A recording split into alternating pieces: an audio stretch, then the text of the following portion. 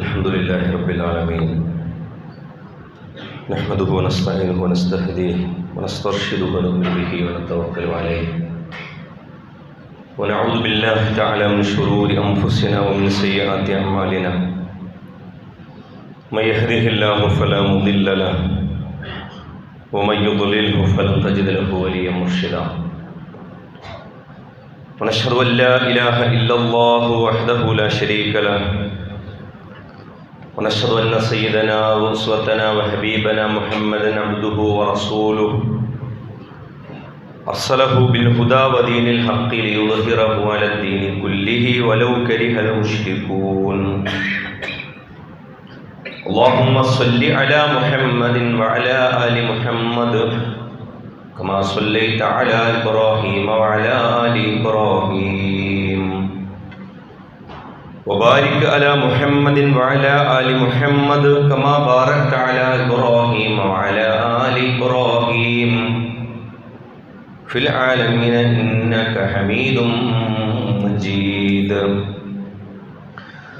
أما بعد فإن أصدق الحديث كلام الله وأصدق الهدي هدي محمد صلى الله عليه وسلم شر الأمور محدثاتها وكل محدثة بدعة وكل بدعة ضلالة وكل ضلالة في النار عباد الله وإماء الله أوصيكم وإياي أولا بتقوى الله يا أيها الذين آمنوا اتقوا الله حق تقاته ولا تموتن إلا وأنتم مسلمون أعوذ بالله السميع العليم من الشيطان الرجيم بسم الله الرحمن الرحيم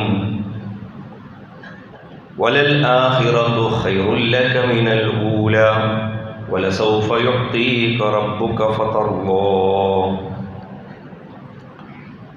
صدق الله مولانا العظيم സ്നേഹാദരണീയരായ വിശ്വാസികളെ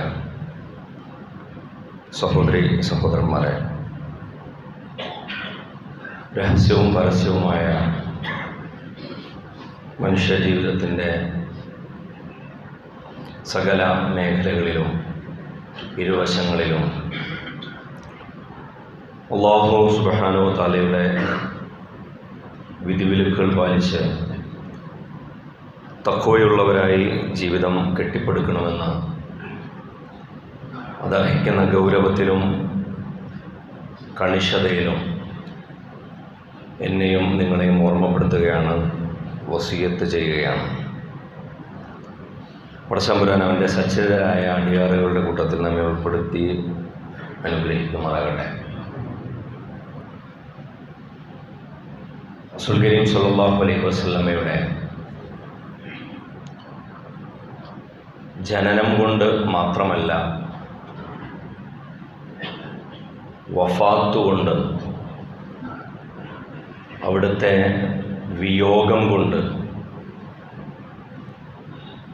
ഒരുപക്ഷെ ആധികാരിക രേഖകളനുസരിച്ച് റസൂലുള്ളാഹി സ്വല്ലല്ലാഹു അലൈഹി വസല്ലമയുടെ വഫാത്ത് സംഭവിക്കുന്ന റബീഉൽ അവ്വൽ 12 കുറിച്ച്, റസൂലിൻ്റെ ജനനത്തെക്കുറിച്ച് ആലോചിക്കുന്ന പോലെ തന്നെ റസൂലിൻ്റെ വഫാത്തിനെ കുറിച്ച് ആലോചിക്കാനും തീർച്ചയായും വിശ്വാസികൾക്ക് വകുപ്പുണ്ട് എന്നാണ് നമ്മൾ മനസ്സിലാക്കുന്നത്. ഒരുപക്ഷെ റസൂലുള്ളാഹി സ്വല്ലല്ലാഹു അലൈഹി വസല്ലമയെ കുറിച്ച് സ്വഹാബികൾ, താബിഉകൾ എന്നെല്ലാം നമ്മൾ പരമ്പരാഗതമായി ഓതിപ്പോരുന്ന നമ്മളുടെ മിമ്പറുകളിലെ നുബാത്തി ഖുതുബ, ഹിജറ വർഷം 374 വഫാത്താകുന്ന ഇബ്നു നുബാത്തയുടെ ഖുതുബകൾ, അതിലടക്കം റബീഉൽ അവ്വലിനെ കുറിച്ച് പറയുന്ന സമയത്ത് റസൂലുള്ളാഹി സ്വല്ലല്ലാഹു അലൈഹി വസല്ലമയുടെ വഫാത്താണ് റസൂലിൻ്റെ ജനനത്തേക്കാൾ കൂടുതലായി നിങ്ങൾക്ക് കാണാൻ സാധിക്കും. റസൂലുള്ളാഹി സ്വല്ലല്ലാഹു അലൈഹി വസല്ലം ഈ ലോകത്ത് നിന്ന് വിടവാങ്ങി. ഇത് ഉൾക്കൊള്ളാനാകാത്ത, അവരുടെ നെഞ്ചിലേക്ക് ഏറ്റുവാങ്ങാനാകാത്ത ഒരു യാഥാർത്ഥ്യമായിട്ടാണ് സ്വഹാബികൾ അതിനെ മനസ്സിലാക്കിയിരുന്നത്. മഹാനായ ഉമർ ഇബ്നുൽ ഖത്താബ് റളിയല്ലാഹു അൻഹുവിനെ പോലെയുള്ളവർ റസൂൽ വഫാത്തായി എന്ന് ആരെങ്കിലും പറഞ്ഞാൽ അവനെ ഞാൻ കൈകാര്യം ചെയ്യും എന്നാണ് റസൂലിൻ്റെ വഫാത്തിൻ്റെ വാക്ക് കേൾക്കുമ്പോൾ, വിയോഗ വാർത്ത കേൾക്കുമ്പോൾ ആദ്യം പറയുന്നത്. കാരണം അത് താങ്ങാൻ പറ്റാവുന്ന വാർത്തയല്ല. സയ്യിദുനാ ഉമർ ഇബ്നുൽ ഖത്താബ് റളിയല്ലാഹു അൻഹു ആണത് പറയുന്നതെന്ന് ആലോചിക്കണം. സിദ്ദീഖുൽ അക്ബർ അബൂബക്കർ സിദ്ദീഖ് റളിയല്ലാഹു അൻഹു അദ്ദേഹത്തെ വന്ന് യാഥാർത്ഥ്യം ഓർമ്മിപ്പിക്കുകയാണ്. വലാകിൻ ഖാതമൻ നബിയ്യീൻ അഫ ഇമ്മാത ഔ ഖുതില ഇൻഖലബ്തും അലാ അഖാബിക്കും. അല്ലയോ ഉമർ, ഖുർആൻ തന്നെ പറയുന്നുണ്ടല്ലോ, അഫ ഇമ്മാത, ഈ പ്രവാചകൻ മരിച്ചു പോയാൽ, ഔ ഖുതില, ഈ പ്രവാചകനെങ്ങാനും കൊല്ലപ്പെട്ടാൽ, ഇൻഖലബ്തും അലാ അഖാബിക്കും, നിങ്ങളെല്ലാം പിരിഞ്ഞു പോകുമെന്നാണോ പ്രതീക്ഷിക്കേണ്ടത്? ഖുർആനിൽ ഇങ്ങനെ ആയത്തുണ്ട് ഉമർ. സംഭവത്തിന്റെ യാഥാർത്ഥ്യത്തിലേക്ക് സയ്യിദുനാ ഉമർ ഇബ്നുൽ ഖത്താബ് റളിയല്ലാഹു അൻഹു പോലും എത്തുന്നത് വിശുദ്ധ ഖുർആനിലെ ഈ ആയത്ത് ഇപ്പോഴാണ് ഇറങ്ങിയത് എന്നെനിക്ക് തോന്നി എന്നാണ് ആ നിമിഷത്തെക്കുറിച്ച് ഉമർ റളിയല്ലാഹു അൻഹു പറയുന്നത്. റസൂലുള്ളാഹി സ്വല്ലല്ലാഹു അലൈഹി വസല്ലമയുടെ വഫാത്തിന് ശേഷം ഇവർ രണ്ടുപേരും ഇസ്ലാമിലെ ഷെയ്ഖാനി എന്നറിയപ്പെടുന്ന രണ്ടാൾക്കാരാണ്. ഹദീസിലെ രണ്ട് ഷെയ്ഖുണ്ട്.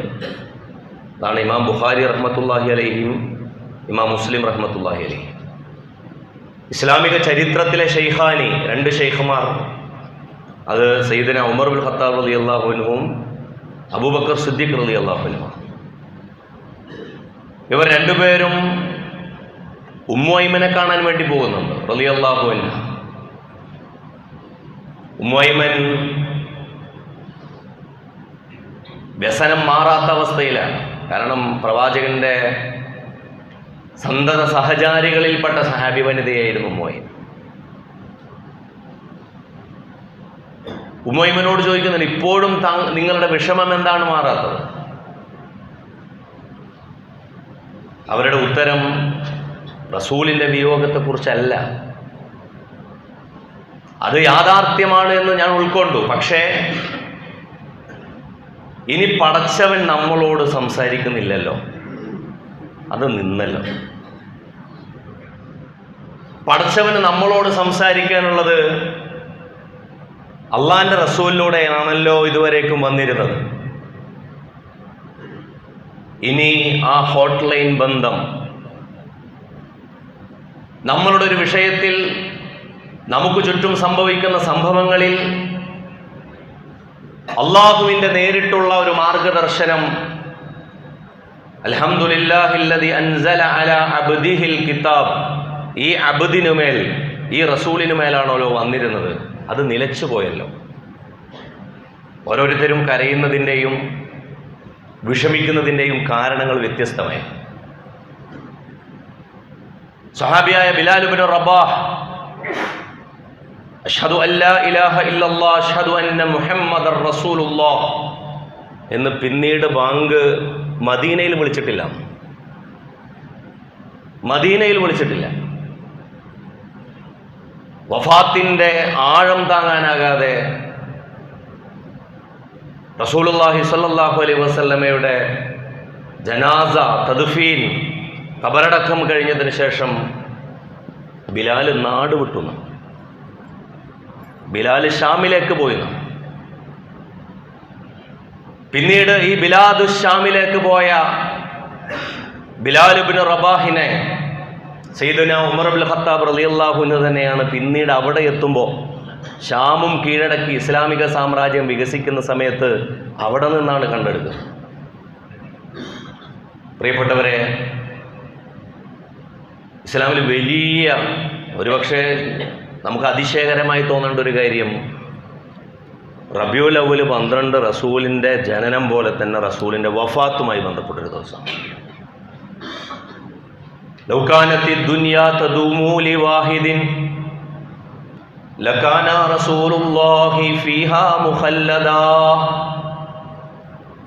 കവി പറയാണ്, ലൗ കാനത്തി ദുനിയാ തദൂമു ലിവാഹിദിൻ, ഒരാൾക്കെങ്കിലും ഈ ദുനിയാവ് കുറച്ച് കൂട്ടിക്കൊടുക്കണമായിരുന്നുവെങ്കിൽ ലകാന റസൂലുള്ളാഹി ഫീഹാ മുഖല്ലദ, അള്ളാന്റെ റസൂലായിരുന്നിരിക്കണം ഇവിടെ കൂടുതൽ വേണ്ടിയിരുന്നത്. പക്ഷെ റസൂല് വേണ്ട, അത്ര മതി എന്നാണ് അല്ലാഹു സുബ്ഹാനഹു വ തആല തീരുമാനിച്ചത്. സന്ദർഭവശാലോ ഒരുപക്ഷെ ഭാഗ്യമോ നിർഭാഗ്യമോ എന്നറിയില്ല, അതിനേക്കാളേറെ വയസ്സൊക്കെ ഉള്ളൊരു തലമുറയിലാണ് നമ്മൾ ജീവിക്കുന്നത്. 63 75, 80, 85 വഫാത്തായി പോകുന്ന ആളുകളുള്ള തലമുറയിലാണ് നമ്മളുള്ളത്. എപ്പോഴെങ്കിലും ആലോചിച്ചിട്ടുണ്ടോ നമ്മൾ ഈ ലോകത്തെ ഏറ്റവും ശ്രേഷ്ഠകരമായൊരു ജീവിതം, മനുഷ്യകുലത്തിന് അന്ത്യനാൾ വരേക്കുമുള്ള മഹിതമായ മാതൃക, തിളക്കമുള്ളൊരു ജീവിതം നൽകി ഒരാൾക്ക് ജീവിച്ചു പോകാൻ 63 വയസ്സ് മതി എന്ന് അല്ലാഹു സുബ്ഹാനഹു വ തആല തീരുമാനിച്ചു. അതിലപ്പുറം റസൂലുള്ളാഹി സ്വല്ലല്ലാഹു അലൈഹി വസല്ലം അതിൽ കൂടുതൽ ജീവിച്ചാലൊക്കെ ദുനിയാവിന് നല്ലതാണ് എന്ന് നമുക്ക് കരുതാമെങ്കിൽ അല്ലാഹു സുബ്ഹാനഹു വ തആല അങ്ങനെ കരുതിയിട്ടില്ല. നേരെ മറിച്ച് അല്ലാഹു സുബ്ഹാനഹു വ തആല അവിടം വെച്ച് അവസാനിപ്പിക്കുകയാണ്. ഹദീസുകളിൽ, കിതാബുകളിൽ നിങ്ങൾക്ക് കാണാൻ സാധിക്കും, വഫാത്തുർ റസൂൽ ബാബാണ്. വഫാത്തുർ റസൂലിനെ കുറിച്ചുള്ള വിശദാംശങ്ങൾ നിങ്ങൾക്ക് കിതാബുകളായി കിട്ടും. റസൂൽ എങ്ങനെ വഫാത്തായി? വഫാത്താകുന്നതിൻ്റെ 2 ദിവസം മുമ്പ് അബൂബക്കർ സിദ്ദീഖ് റളിയല്ലാഹു അൻഹുവിന്റെ നേതൃത്വത്തിൽ നിന്ന് നമസ്കരിക്കുന്ന സ്വന്തം സ്വഹാബിമാരെ നോക്കി റസൂൽ പുഞ്ചിരി തൂകുന്നുണ്ട്. സ്വന്തം ജനലഴിയുടെ വിരിപ്പ് മാറ്റി നിർത്തിക്കൊണ്ട് റസൂലിന്റെ മുഖത്തൊരു പുഞ്ചിരി ഉണ്ട്. എന്താണ് ആ പുഞ്ചിരി? നിങ്ങളൊന്ന് സങ്കല്പിച്ചു നോക്കുക. പുഞ്ചിരി, ഞാൻ 23 കൊല്ലത്തെ എൻ്റെ അള്ളാഹുവിൻ്റെ കൽപ്പന പ്രകാരം ഈ ഭൂമിയിൽ നിർവഹിച്ച ദൗത്യത്തിന് ഞാൻ ഇമാമല്ലാതെ അബൂബക്കറിന്റെ നേതൃത്വത്തിൽ, അബൂബക്കർ ഇമാമും എൻ്റെ സഹാബാക്കൾ മുഴുവൻ അബൂബക്കറിന് കീഴിൽ മഅ്മൂമുകളുമായി നിസ്കരിക്കുന്നു. ആ നമസ്കാര രംഗം നോക്കി റസൂലുള്ളാഹി സ്വല്ലല്ലാഹു അലൈഹി വസല്ലം പുഞ്ചിരി തൂകുന്നുണ്ട് എന്ന് സീറ, പ്രവാചക ചരിത്ര രചനകൾ നമ്മളോട് പറയുന്നു. എന്തായിരുന്നു റസൂലിന്റെ ആ സന്തോഷത്തിന്റെ കാരണം? റസൂലിന്റെ പുഞ്ചിരിയുടെ കാരണം അത്ര ഒരു നല്ലൊരു ടീം അവിടെ ഉണ്ട് എന്നാണ്. കാരണം അതിൻ്റെ ഒരു 85 ദിവസം മുമ്പ്, ഈ റബീഉൽ അവ്വൽ 12 മുമ്പ്, 87 ദിവസം മുമ്പ്, ദുൽഹജ്ജ് 10 അവിടെ നിന്ന് റസൂലുള്ളാഹി സ്വല്ലല്ലാഹു അലൈഹി വസല്ലം അവിടെ നിന്ന് ചോദിച്ചിരുന്നു, അലാ ഹൽ ബല്ലഗ്തു, ഞാൻ നിങ്ങൾക്ക് ഇത് എത്തിച്ചു തന്നിട്ടില്ലയോ? ഞാൻ ചെയ്ത പണിയിൽ എന്തെങ്കിലും കുറവുണ്ടോ? അല്ലാഹു സുബ്ഹാനഹു വ തആല എന്നെ ഏൽപ്പിച്ച ഡ്യൂട്ടി ഞാൻ നിർവഹിച്ചിട്ടില്ലയോ? സ്വഹാബികൾ ഒന്നടങ്കം പറഞ്ഞു, ബലാ യാ റസൂലല്ലാഹ്, അള്ളാഹിന്റെ റസൂലേ, ഞങ്ങൾക്ക് അതിൽ എന്താണ് പരിഭവം? ഒരു പരിഭവമില്ല, എത്തിച്ചിരിക്കുന്നു. അല്ലാഹുമ്മ അഷ്ഹദ്, അല്ലാഹുമ്മ അഷ്ഹദ്, അല്ലാഹുമ്മ അഷ്ഹദ്, അല്ലാഹുവേ നീയാണ് ഇതിന് സാക്ഷി. അറഫ പ്രഭാഷണത്തിന് ശേഷം റസൂലുള്ളാഹി സ്വല്ലല്ലാഹു അലൈഹി വസല്ലം 75 ദിവസങ്ങൾ കഴിഞ്ഞതിന് ശേഷം റസൂലുള്ളാഹി സ്വല്ലല്ലാഹു അലൈഹി വസല്ലം വഫാത്ത് സംഭവിക്കുന്നതിന് തൊട്ട് മുമ്പുള്ള ഈ പുഞ്ചിരിയുടെ കാരണമാണ്. നമ്മളൊന്ന് ആലോചിച്ച് നോക്കൂ, മറ്റ് പ്രവാചകന്മാർക്ക് ലഭിക്കാത്ത സർവശ്രേഷ്ഠത എന്തുകൊണ്ട് റസൂൽ കരീം സ്വല്ലല്ലാഹു അലൈഹി വസല്ലമയ്ക്ക് ലഭിച്ചു? എന്ന് ചോദിച്ചാൽ അല്ലാഹു സുബ്ഹാനഹു വ തആല നൽകി ജാമ്യമാണ്. ഞാൻ ഖുത്ബയുടെ തുടക്കത്തിൽ ഓതി വെച്ച സൂറത്തുൽ ളുഹയിലെ 2 ആയത്ത്, ആ 2 ആയത്തിൽ മാത്രം ഒതുക്കേണ്ടതൊന്നുമല്ല, കാരണം അത് ഒരു സൂറത്ത് പൂർണ്ണമായി തന്നെ ഇറങ്ങിയ സൂറത്താണ്. വല്ലുഹാ വല്ലൈലി ഇദാ സജാ മാ വദ്ദഅക റബ്ബുക വമാ ഖലാ വലൽ ആഖിറത്തു ഖൈറുൽ ലക മിനൽ ഊലാ. ആയത്ത് മാത്രം ഓതുന്നതിന് ഒരു കാരണം ഉണ്ടായിരുന്നു. വലൽ ആഖിറത്തു ഖൈറുൽ ലക മിനൽ ഊലാ. അതിന് മലയാളത്തിൽ നമ്മൾ സാധാരണ അർത്ഥം പറയാറുള്ളത്, നിങ്ങൾക്ക് ഇപ്പോൾ ഉള്ളതിനേക്കാളും ആദ്യം സംഭവിച്ചതിനേക്കാളും നല്ലത് ഇനി അവസാനം സംഭവിക്കാനിരിക്കുന്നതാണ്. മറ്റൊരർത്ഥം മുഫസ്സിറുകൾ ഇതിന് പറയുന്നത്, നിങ്ങൾക്കിപ്പോഴുള്ള ഈ ദുനിയാവിനേക്കാൾ നല്ലത് വലൽ ആഖിറത്തു, ഇനി വരാനിരിക്കുന്ന ആഖിറത്ത്. അതുകൊണ്ട് അള്ളാഹിന്റെ റസൂൽ എവിടെ എത്തണം? അള്ളാഹിന്റെ റസൂലിനോടാണ് ഇത് പറയുന്നത്. അള്ളാഹിന്റെ റസൂലിനോട് അള്ളാഹ് പറയാണ്, വലൽ ആഖിറത്തു ഖൈറുൽ ലക മിനൽ ഊലാ. അല്ലയോ മുഹമ്മദ്, ഏ റസൂൽ, താങ്കൾ ഈ ദുനിയാവിനേക്കാൾ എത്രയോ വിശിഷ്ടമായ ഒരു പരലോകം താങ്കൾക്ക് വേണ്ടി നീണ്ടു നിവർന്ന് കിടക്കുന്നു. വലസൗഫ യുഅ്തീക റബ്ബുക ഫതർലാഹ്, വലസൗഫ യുഅ്തീക റബ്ബുക ഫതർലാഹ്. പടച്ചോൻ തരുന്ന ചെയ്യും നിനക്ക്. ഫതർലാഹ്, അങ്ങനെ തൃപ്തി വരും. ദുനിയാവിൽ തൃപ്തി കിട്ടൂല, പരലോകത്ത് മാത്രമാണ് തൃപ്തി എന്നാണ്.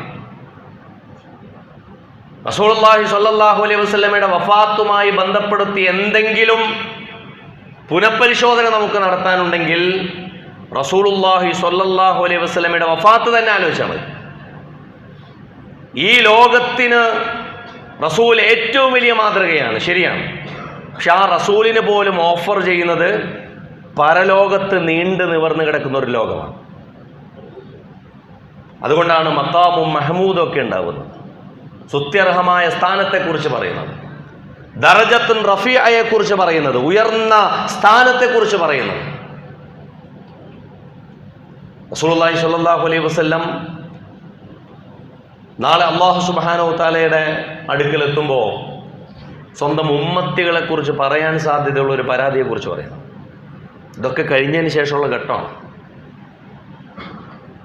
അപ്പോൾ പറയുന്നത്, വഖാല റസൂലു യാ റബ്ബി ഇന്ന ഖൗമി ഇത്തഖദു ഹാദൽ ഖുർആന മഹ്ജൂറാ.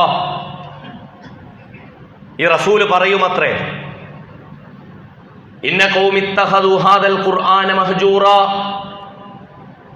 എൻ്റെ കൗമ് ഈ ഖുർആനിനെ ഞാൻ എങ്ങനെയാണോ അല്ലാഹു മഷ്ഹദ് എന്ന് പറഞ്ഞത് എത്തിച്ചു കൊടുത്തത്, അതിന് സാക്ഷ്യം വഹിച്ചത്, അല്ലാഹുവേ നിന്നെ ഞാൻ സാക്ഷി നിർത്തിയത്, ഇതിൻ്റെ നേരെ ഓപ്പോസിറ്റ് ആയിരുന്നു എൻ്റെ കൗമ്.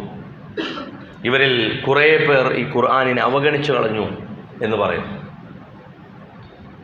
റസൂലുള്ളാഹി സ്വല്ലല്ലാഹു അലൈഹി വസല്ലമയുടെ വഫാത്ത് മറ്റൊരു രീതിയിൽ പ്രസക്തമാകുന്നത്, ഇമാം നസായി അദ്ദേഹത്തിൻ്റെ കിതാബുൽ വഫാത്തിൽ വഫാത്തുർ റസൂൽ വിവരിക്കുന്ന അധ്യായത്തെക്കുറിച്ച് പറയുമ്പോൾ പ്രത്യേകിച്ചും അതിൽ ആ അധ്യായങ്ങളൊക്കെ തുടങ്ങുന്നത് എങ്ങനെയാണ്?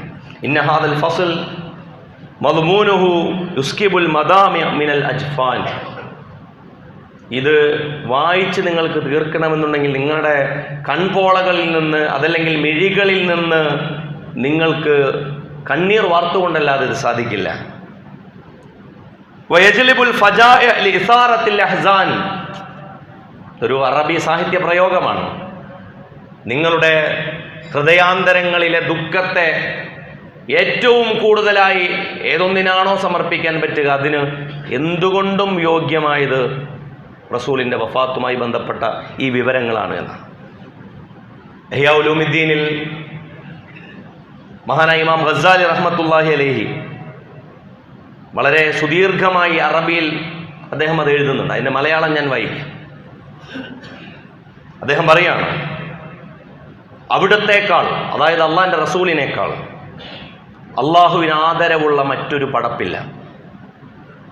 അള്ളാഹുവിൻ്റെ ഹബീബാണ് ഈ റസൂൽ, അള്ളാഹുവിൻ്റെ സ്വന്തക്കാരനാണ് ഈ റസൂൽ, വിശിഷ്ടനാണ് ഈ റസൂൽ, അവൻ്റെ അന്ത്യ നബിയും അന്ത്യദൂതനുമാണ് ഈ റസൂൽ. ആലോചിച്ചു നോക്കൂ, എന്നിട്ടും ഭൂമിയിൽ കണക്കാക്കിയ സമയം കഴിഞ്ഞപ്പോൾ 1 മണിക്കൂർ പോലും ഈ റസൂലിന് നീട്ടിക്കൊടുത്തുവോ? മരണമണി മുഴക്കാൻ 1 സെക്കൻഡ് പോലും വൈകിച്ചോ? കൃത്യസമയത്ത് മരണത്തിൻ്റെ മാലാഖയെയും സഹായികളെയും അള്ളാഹു അയച്ചു. പരമകാരുണ്യവാന്റെ തിരുസന്നിധിയിലേക്ക് അങ്ങനെ റസൂല് ഹബീബിൻ്റെ വിശുദ്ധ ആത്മാവിനെ അവർ ആനയിച്ചു. ഏതെങ്കിലും വല്ല സഹിഷ്ണുത ഈ മരണത്തിൻ്റെ പരിഗണനയിൽ ഈ റസൂലിനോടുണ്ടായിരുന്നോ? ഇല്ല. മഹാനായ ഇമാം ഗസാലി റഹ്മത്തുള്ളാഹി അലൈഹി പറയാം, ഒട്ടുമുണ്ടായില്ല. മലക്കുകൾ കൽപ്പിക്കപ്പെട്ടത് തന്നെ ചെയ്തു. നബി സല്ലല്ലാഹു അലൈഹി വസല്ലമയും അതിനെല്ലാം വഴങ്ങി. എഴുതപ്പെട്ട പോലെ എല്ലാം നടന്നു. അള്ളാഹുവിങ്കൽ അത്യുന്നത സ്ഥാനത്തുള്ള ഹബീബുള്ളയുടെ റസൂലുള്ളാഹി സ്വല്ലല്ലാഹു അലൈഹി വസല്ലമയുടെ മരണരംഗം ഇതായിരുന്നുവെങ്കിൽ പാപത്തിൽ മുങ്ങിക്കഴിഞ്ഞ എൻ്റെ അവസ്ഥ എന്തായിരിക്കും? റസൂലിൻ്റെ വഫാത്തിനെ കുറിച്ചാണ്. ഫാത്തിമ ബീവിയും ഐഷ ബീവിയും റളിയല്ലാഹു അൻഹുമ ഇങ്ങനെ ചുറ്റുണ്ട്, ഇരിക്കുന്നുണ്ട്. സ്വഹാബിമാരിൽ പ്രമുഖരവിടെയുണ്ട്. മരണം വഫാത്ത് ഇങ്ങനെ നിൽക്കുന്ന, തളം കെട്ടി നിൽക്കുന്ന, കാർമേഘക്കെട്ടിങ്ങനെ അഴിച്ചു നിൽക്കുന്ന സന്ദർഭത്തിൽ ആദ്യം വ്യസനിച്ചു നിന്ന ഫാത്തിമയുടെ മുഖം കുറച്ചെങ്കിലും സന്തോഷത്തിലേക്ക് ഇങ്ങനെ പ്രകാശിക്കുന്നത് കണ്ടപ്പോൾ ആയിഷ റളിയല്ലാഹു അൻഹ ചോദിച്ചു, എന്താണ് വാപ്പ പറഞ്ഞത്? നിന്നോടിപ്പോൾ ഒരു സ്വകാര്യം പറഞ്ഞല്ലോ. സ്വകാര്യം കേട്ട് നീ നേരത്തെ ഉണ്ടായിരുന്ന ദുഃഖം പോയിട്ട് ഇപ്പോൾ മുഖത്തൊരു വെളിച്ചം വന്നല്ലോ, എന്താണ് കാരണം?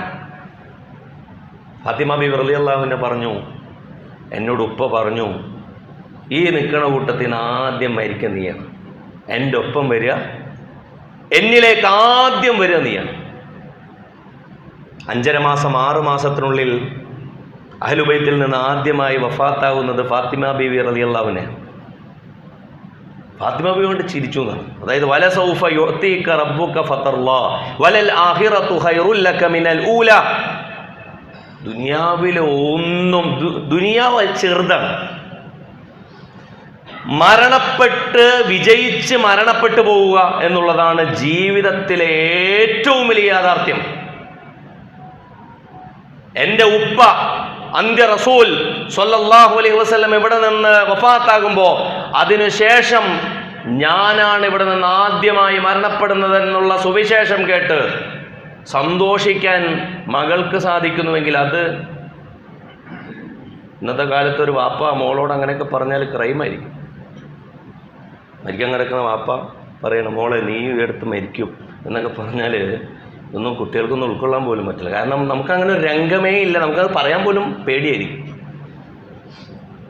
മരണപ്പെട്ട ആളുകളെ നമ്മൾ ആശ്വസിപ്പിക്കാറുള്ളത്, നമ്മുടെ ഈ അടുത്ത് നമ്മുടെ ഒരു സുഹൃത്തിൻ്റെ മകൾ മരിച്ചു. നമ്മുടെ നാസർ സാഹിബിൻ്റെ മകൾ ട്രെയിൻ തട്ടി മരിച്ചു. 15 വയസ്സ് ഇസ്സ. നാസർ സാഹിബിനെ വിളിച്ചപ്പോൾ ഞാൻ പറഞ്ഞു, ഇൻഷാ അല്ലാഹ് അള്ളാഹുവിൻ്റെ അടുക്കൽ നമുക്ക് അവളുണ്ടാവും. നമ്മൾ സാധാരണഗതിയിൽ ആശ്വസിപ്പിക്കുന്ന താൽസ്യത്തിന്. അതുമുതൽ നാസർ സാഹിബിന് ഒരു ഒരുക്കമാണ്. ഇനി മരിച്ചു പോകേണ്ടത് മോളുടെ അവിടെ പോയി ജീവിക്കണം. ഇത് തന്നെയാണ് വാപ്പമാർ മരിച്ച, അതല്ലെങ്കിൽ മക്കൾ നേരത്തെ മരിച്ചുപോയ മാതാപിതാക്കൾക്ക് ചിലപ്പോൾ ഇത്തരത്തിൽ ചില ഒരുക്കങ്ങൾ ഉണ്ടാവാറുണ്ട്. പക്ഷേ ഒരു 80% ആളുകൾക്ക് അത് റിവേഴ്സാണ് ഉണ്ടാവാറുള്ളത്. കാരണം ആദ്യം വാപ്പാരിങ്ങനെ മരിക്കും, പിന്നെ മക്കൾ മരിക്കും. ഈ ഡേറ്റ് ഓഫ് ബർത്തിൻ്റെ ഓർഡറിൽ തന്നെ ആളുകൾ ഇങ്ങനെ മരിക്കുമ്പോൾ ഇങ്ങനെ മരിച്ചു ചെന്നിട്ട് ഇനി മക്കളെ ഉമ്മാനെയും വാപ്പാനെയൊന്നും കാണണമെന്നൊന്നും ആർക്കുമില്ല. അങ്ങനത്തെ വലിയ പൂതിയൊന്നും ആർക്കുമില്ല. പടച്ചവൻ നമ്മളെ സ്വർഗത്തിൽ ഒരുമിച്ച് ചേർക്കട്ടെ എന്ന് പ്രാർത്ഥിക്കാറുണ്ട് നമ്മൾ. പക്ഷെ ദുനിയാവിൽ ഒരുമിച്ച് ചേർക്കട്ടെ, അതല്ലെങ്കിൽ ദുനിയാവിലൊരു ഫാമിലി മീറ്റിൻ്റെ ഒരു സന്തോഷം, നമ്മുടെ ഒരു ഗെറ്റ് ടുഗദറിൻ്റെ ഒരു സന്തോഷം, യഥാർത്ഥത്തിൽ മരിച്ചുപോയ വാപ്പാനോടൊപ്പം ഉമ്മാനോടൊപ്പം കുടുംബക്കാരോടൊപ്പമൊക്കെ ചേർന്ന് നാളെ സ്വർഗത്തിലുണ്ടാകണമെന്ന് നാളെ റസൂലുള്ളാഹി സ്വല്ലല്ലാഹു അലൈഹി വസല്ലം നാളെ നീ എൻ്റെ കൂടെ ഉണ്ടാകും എന്ന് പറഞ്ഞല്ലോ. പ്രിയപ്പെട്ടവരെ, ശരിക്കും നമ്മൾ റസൂലുള്ളാഹി സ്വല്ലല്ലാഹു അലൈഹി വസല്ലമയിൽ നിന്ന് ബാക്കിയാക്കാനുള്ളത് ഇതാണ് എന്ന് മാത്രമല്ല, ഇതിനപ്പുറമുള്ള നമുക്ക് ചരിത്രത്തിൽ കാണാൻ സാധിക്കുക, ഞാൻ ഇബ്നു നുബാത്തയുടെ ഖുത്തുബയെക്കുറിച്ച്, നമ്മൾ ഈ നുബാത്തി ഖുത്തുബ എന്നിങ്ങനെ കേൾക്കുമല്ലോ നമ്മൾ. നുബാത്തി ഖുത്തുബയിൽ റബീഉൽ അവ്വലിൻ്റെ വ്യത്യസ്ത ഖുത്തുബകൾ ഇങ്ങനെ, അന്നത്തെ ഖുത്തുബയാണ്, ഹിജറ വർഷം 374 എഴുതപ്പെട്ട ഖുത്തുബകളാണ്. അത് പാരായണം ചെയ്യുന്നത് അത് റസൂലുള്ളാഹി സ്വല്ലല്ലാഹു അലൈഹി വസല്ലമയുടെ മരണരംഗത്തെയും മറ്റൊക്കെ വീണ്ടും അനുസ്മരിപ്പിക്കുന്ന ഒരു കാര്യമാണ്. പല കാര്യങ്ങളുടെ കൂട്ടത്തിൽ അത് അനുസ്മരണത്തിന് സഹായകമായ നല്ല കാര്യമൊക്കെ തന്നെയാണ്. പക്ഷെ അതിൽ പോലും റസൂലിൻ്റെ ജനനത്തെക്കുറിച്ചല്ല പറയും. റസൂലുള്ളാഹി സ്വല്ലല്ലാഹു അലൈഹി വസല്ലം വഫാത്തിനെ കുറിച്ചാണ്. മാലവിളക്കുകളെക്കുറിച്ചോ കോലാഹലങ്ങളെക്കുറിച്ചോ സംഗീത സദസ്സുകളെക്കുറിച്ചോ ഒന്നും, ഉത്സവങ്ങളെക്കുറിച്ചോ ഒന്നും നുബാത്തി ഖുത്തുബയിൽ പോലും പ്രതിപാദ്യം നിങ്ങൾക്ക് കാണാൻ സാധിക്കില്ല. എന്നല്ല, അതിനുശേഷം പിന്നീട് നമുക്ക് ഉബൈദികളുടെ, ഇപ്പോൾ റബീഉൽ അവ്വലിൻ്റെ റബീഉൽ അവ്വലിൻ്റെ സന്ദേശം കീഴ്മേൽ മറിച്ച കടുത്ത റാഫിലുകളായ ഉബൈദികളുടെ ചരിത്രത്തിൽ കാണാൻ സാധിക്കും. അതായത് പിന്നീട് അത് വലിയ ആഘോഷത്തിൻ്റെ സാധനമായി മാറി. ആഘോഷത്തിൻ്റെ ഈ പരിവേഷത്തെ വേറൊരു രീതിയിൽ ദുഃഖസൂചകമായി തിരിച്ചു കൊണ്ടുവരാൻ ഹിജറ 8-ാം നൂറ്റാണ്ടിൽ പിന്നീട് വലിയ ശ്രമങ്ങൾ മുസ്ലിം ഭാഗത്തു നിന്ന് തന്നെ ഉണ്ടായിരുന്നു എന്ന് ചരിത്രത്തിൽ കാണാൻ സാധിക്കും. സദുദ്ദീൻ കാസാനിയുടെ പുസ്തകത്തിലൊക്കെ നബി വിയോഗ സ്മരണകൾക്ക് വേണ്ടിയിട്ട് പ്രത്യേക സദസ്സ്, ഈ ജന്മദിനത്തിൻ്റെ ആഘോഷങ്ങൾ ഇങ്ങനെ കൂടിയപ്പോൾ അതിനൊന്ന് ബാലൻസ് ചെയ്യാൻ വേണ്ടിയിട്ട് 8-ാം നൂറ്റാണ്ടിൽ നബി വിയോഗത്തെക്കുറിച്ച് പറയാൻ പ്രത്യേക സദസ്സുകൾ ഉണ്ടായിരുന്നതായിട്ട് ചരിത്രത്തിൽ കാണാൻ സാധിക്കും. ഇതിങ്ങനെ പറയേണ്ടി വരുന്നത് എന്തുകൊണ്ടാണെന്നറിയോ? ഇതൊക്കെ ഒരു ആചാരമായിട്ട് മാറിയിട്ടുണ്ട്. റബീഉൽ അവ്വൽ വരുമ്പോൾ എന്തോ കുറച്ച്, റമദാൻ വരുമ്പോൾ എന്തോ, ഇനി ഹജ്ജ് വരുമ്പോൾ എന്തോ, ഇതിങ്ങനെ ആചാരത്തിനിടയിലെ ഒരു ക്യാരക്ടർ അല്ല റസൂൽ സ്വല്ലല്ലാഹു അലൈഹി വസല്ലം.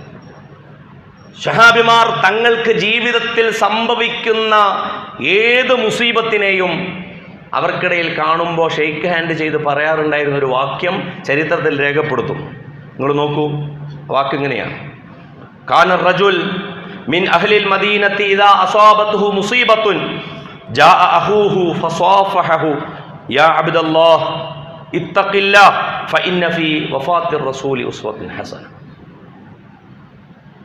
ഏതെങ്കിലും ഒരാൾക്ക് ജീവിതത്തിൽ കടുത്തൊരു പ്രയാസം വരുമ്പോൾ മദീനയിലെ മറ്റൊരു സഹാബിയെ, ഈ മുസീബത്ത് വന്നിറങ്ങിയ സഹാബിയെ സന്ദർശിച്ചിട്ട് പറയും: യാ അബ്ദല്ലാഹ്, അള്ളാഹുവിൻ്റെ ദാസ, അടിമ, നീ പടച്ചോനെ സൂക്ഷിക്കും. കാരണം റസൂല് വഫാത്തായി പോയില്ലേ, അതിലപ്പുറം വലിയൊരു മുസീബത്ത് നമുക്കിനി വരാനുണ്ട്. പ്രിയപ്പെട്ടവരെ, ഈ റസൂലിന് വേണ്ടി ഇതാണ് നമ്മൾ അഷ്ഹദു അല്ലാ ഇലാഹ ഇല്ലല്ലാഹ് അഷ്ഹദു അന്ന മുഹമ്മദ് റസൂലുള്ളാഹ് അല്ലാഹുമ്മ സ്വല്ലി അലാ മുഹമ്മദിൻ വഅലാ അലി മുഹമ്മദ്. ഈ സ്വലാത്തിൽ മുഴുവൻ ഈ റസൂൽ വരാൻ, റുകൂഉം സുജൂദും ഇല്ലാത്ത ഒരു സ്വലാത്തുൽ ജനാസയിൽ പോലും ഒരു തക്ബീറിന് ശേഷം നമ്മൾ പ്രാർത്ഥിക്കുന്നത് ഈ റസൂലിന് വേണ്ടിയിട്ടാണ്. അവിടെയാണ് ഈ റസൂൽ നമ്മുടെ രാവിലെ അങ്ങോട്ട് ഉണർച്ച മുതൽ നമ്മുടെ ഉറക്കം വരെ ഈ റസൂൽ കൂടെ ഉണ്ടോയെന്ന് ഉറപ്പുവരുത്തും. ഈ റസൂല് വഫാത്താകുന്നതിൻ്റെ, ഈ റസൂല് നമുക്ക് റസൂലിനോടൊപ്പം ചേരണം എന്നുള്ള ആഗ്രഹം, റസൂലിനോടൊപ്പം കഴിഞ്ഞ കാലത്ത് പോയി ജീവിക്കണമെന്നുള്ള പാട്ടൊക്കെ നമുക്കുണ്ട് ഇപ്പോൾ, അല്ലേ? മക്കത്ത് പൂത്തൊരു ഈത്തമരത്തിൻ്റെ ഒരു ഇലയായെങ്കിൽ കഴിഞ്ഞ കാലത്ത് പോയിട്ട് മക്കയിൽ പോയി ജീവിക്കാനാണ് പലർക്കും ആഗ്രഹം. അതൊക്കെ പാട്ട് എന്നുള്ള നിലക്ക് ഓക്കെ ആയിരിക്കും. പക്ഷെ വരും കാലത്ത് റസൂലിനോടൊപ്പം ജീവിക്കാനുള്ള ഒരു ആഗ്രഹം എല്ലാവർക്കും ചാൻസ് ഉണ്ട്.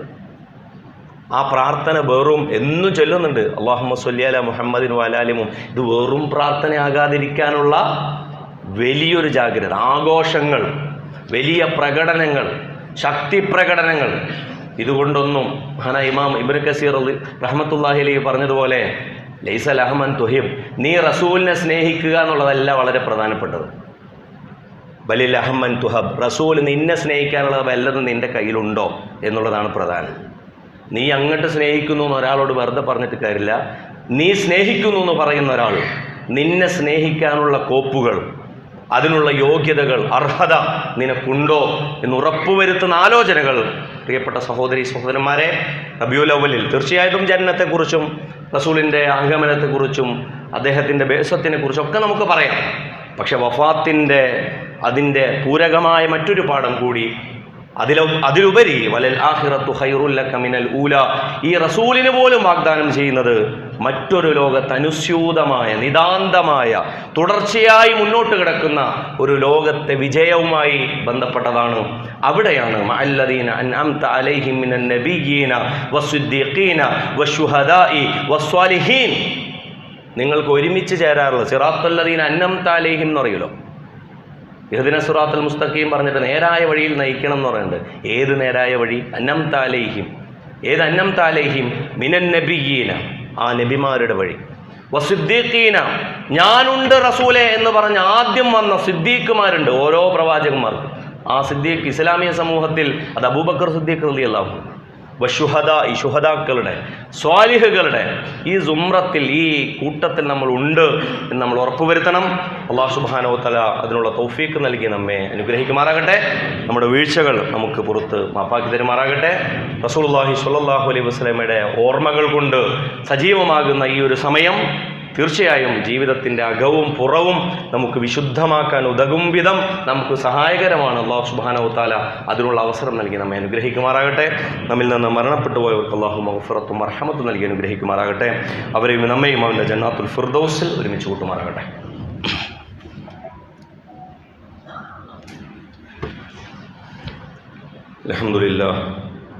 അൽഹംദുലില്ലാഹിൽ അഹദ് അൽ ഫർദിസ് സമദ് الذي لم يلد ولم يولد ولم يكن له كفوا أحد. اللهم صل وسلم وبارك على رسولك محمد وعلى آل محمد كما صليت وسلمت وباركت على إبراهيم وعلى آل إبراهيم في العالمين إنك حميد مجيد. أيها الإخوان والأخوات، أوصيكم وإياي ثانيا بتقوى الله. يا أيها الذين آمنوا اتقوا الله حق تقاته ولا تموتن إلا وأنتم مسلمون. പ്രിയം നിറഞ്ഞ സഹോദരി സഹോദരന്മാരെ, ഒരിക്കൽ കൂടി അള്ളാഹുവിൻ്റെ വിധിവിലക്കുകൾ പാലിച്ചുകൊണ്ട് ജീവിതത്തെ ക്രമീകരിക്കണമെന്നും തഖ്വയുള്ളവരായി ജീവിതത്തെ മുന്നോട്ട് കൊണ്ടുപോകണമെന്നും എന്നെയും നിങ്ങളെയും ഉണർത്തുകയാണ്. ഒരു കാര്യം പ്രത്യേകമായി അറിയിക്കുകയാണ്. ബൈത്തു സക്കാത്ത് കേരളയുടെ നമ്മുടെ സക്കാത്ത് ഫണ്ട് സംസ്ഥാന അടിസ്ഥാനത്തിൽ നമ്മൾ ശേഖരിക്കുകയും സംഭരിക്കുകയും വിതരണം ചെയ്യുകയും ചെയ്യുന്ന ഒരു പ്രൊജക്റ്റ് നമ്മൾ റമദാനിൽ അതിനെ പരിചയപ്പെടുത്താറുണ്ട്. ബൈത്തു സക്കാത്ത് കേരളയുടെയും പീപ്പിൾ ഫൗണ്ടേഷൻ്റെയും സഹകരണത്തോടുകൂടി നമ്മുടെ ഈ പ്രദേശത്ത് വഖഫ് ചെയ്യപ്പെട്ടൊരു ഭൂമിയിൽ നിർധനരായ ആളുകൾക്ക് വേണ്ടി നിർമ്മിക്കുന്ന 5 വീടുകളുടെ നിർമ്മാണോദ്ഘാടനവും അതുമായി ബന്ധപ്പെട്ട ഒരു പൊതുപരിപാടിയും വരുന്ന 4-ാം തീയതി വെള്ളിയാഴ്ച നമ്മുടെ ഷിഫ കൺവെൻഷൻ ഹാളിൽ വെച്ച് നടക്കുന്നുണ്ട്. എല്ലാവരെയും ആ പ്രോഗ്രാമിലേക്ക്, വൈകിട്ടാണ് പ്രോഗ്രാം, ആ പ്രോഗ്രാമിലേക്ക് അതിൻ്റെ വിശദാംശങ്ങൾ ഖുതുബയ്ക്ക് ശേഷം നിങ്ങൾക്ക് ലഭിക്കും.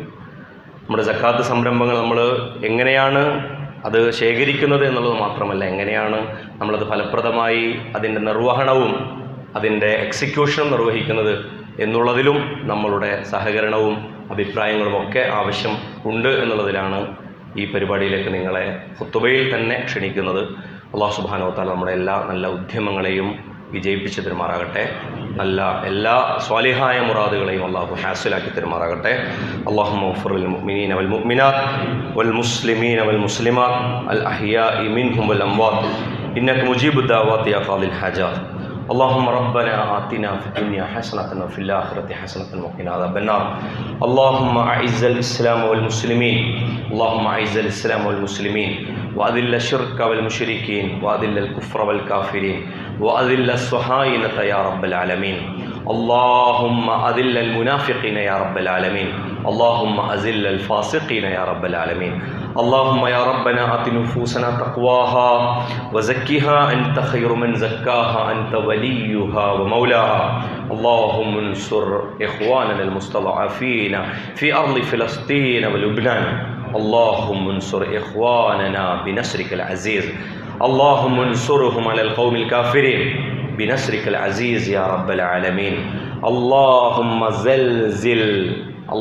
زلزل قصور الظالمين. اللهم هدم حصون الظالمين. اللهم زلزل أقدامهم. اللهم فرق جمعهم. اللهم شدد شملهم. اللهم أقل نفوذهم يا رب العالمين.